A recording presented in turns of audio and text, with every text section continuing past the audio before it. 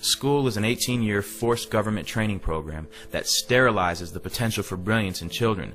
Those who actually survive schooling and survive conformity and continue on to think for themselves truly are a rare breed.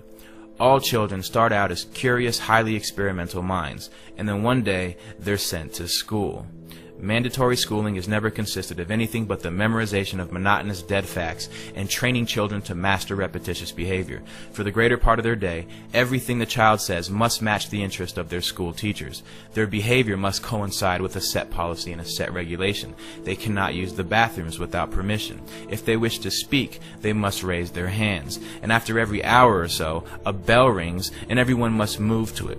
It couldn't be any more slave-like. And this type of training becomes a ritual for the child. It becomes the plot background for their television shows and books, or the ideology taught to them by a teacher or a parent.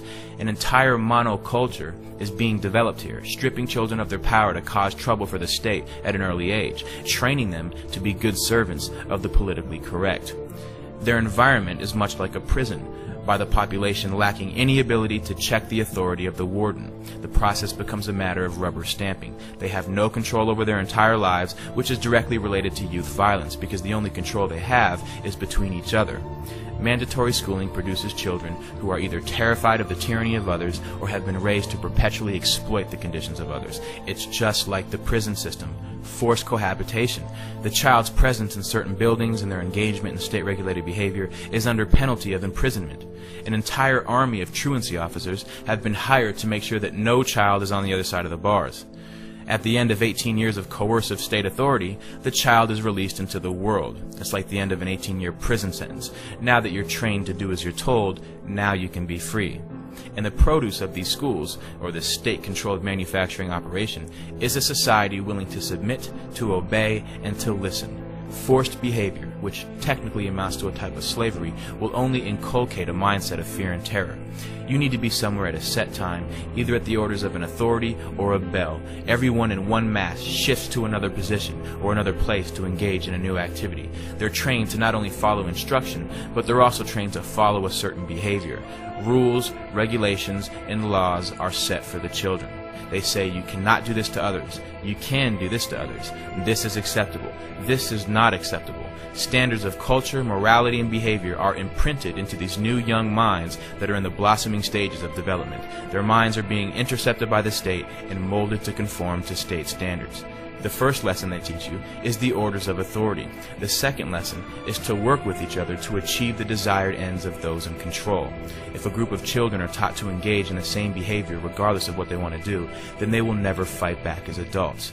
And this is your group of tenants who will live in roaches and never call the health inspector. This is your group of citizens who is easily terrified by police officers into voluntarily giving up their rights.